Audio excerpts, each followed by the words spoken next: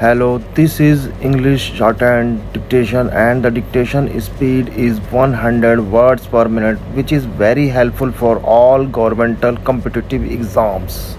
5 seconds. Ready? Start. Making the above submissions, it is prayed to allow the present appeal and direct the respondent to appropriate the payment of rupees 1.25 crore towards settlement dues under the scheme 2019 and that discharge certificate be issued to the appellant accordingly.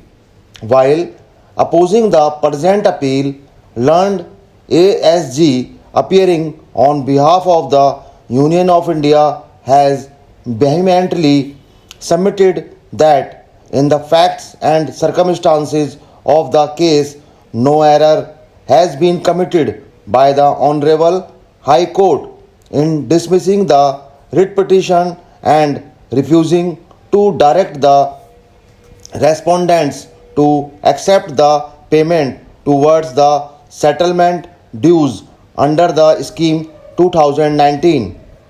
It is submitted that admittedly the scheme was valid up to 30 June 2020 and the last date for payment of settlement amount under the scheme 2019 was 30 June 2020.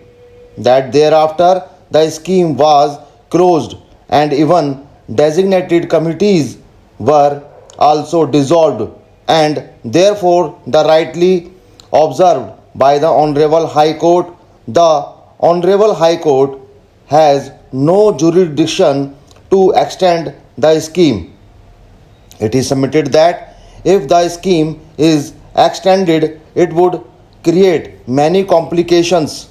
It is further submitted that in the present case, admittedly, no payment has made of settlement amount under the scheme prior to 30 June 2020 and therefore the prayer of the original petitioner to extend the time limit to make the payment of settlement amount under the scheme 2019 was rightly rejected by the commissioner and the same has rightly not been interfered with the Honorable High Court.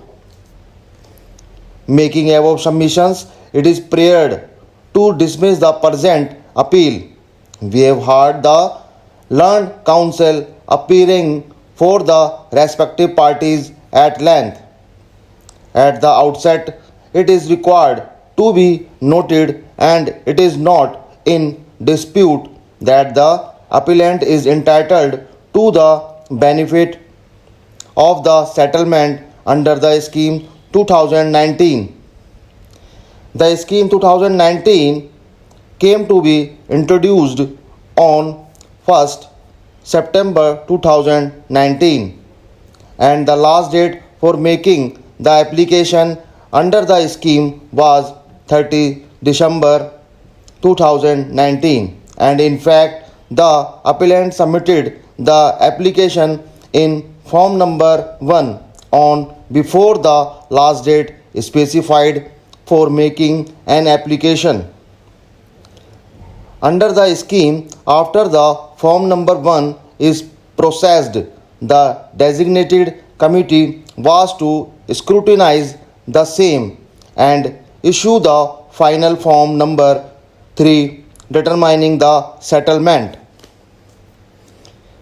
The final determination form number 3 that the appellant was issued the form number 3 on 25 February 2020 and was required to pay the settlement dues on or before 25 March 2020.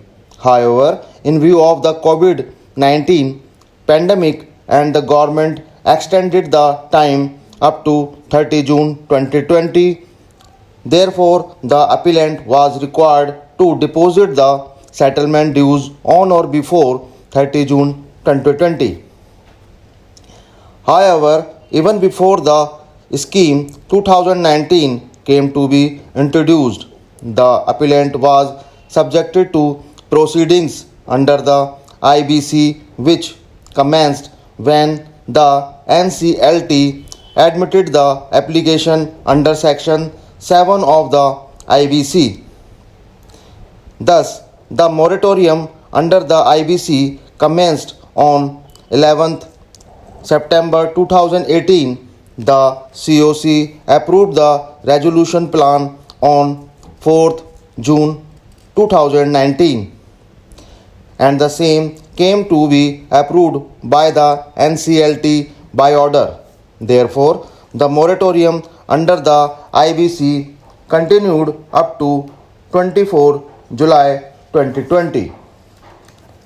Under the provision of the IBC, no payment could have been made during the period of moratorium. Therefore, the appellant was statutorily restrained from making any payment. There was statutory disability on the part of the appellant in making the payment during the moratorium. If the appellant had made any payment during the period of moratorium, the appellant would have committed breach of the provisions of the IBC. Therefore, it was impossible for the appellant to make any payment during the period of moratorium. Immediately on the moratorium coming to an end, the appellant approached the authority requesting him to accept the settlement amount under the scheme 2019. As per the form number 3, such request has been rejected by the commissioners.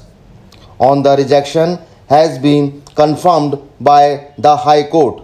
Therefore, the short question which is posed for consideration before this court is whether, when it was impossible for the appellant to deposit the settlement amount in view of the bar and the restrictions under the IBC, the appellant can be punished for no fault of the applicant.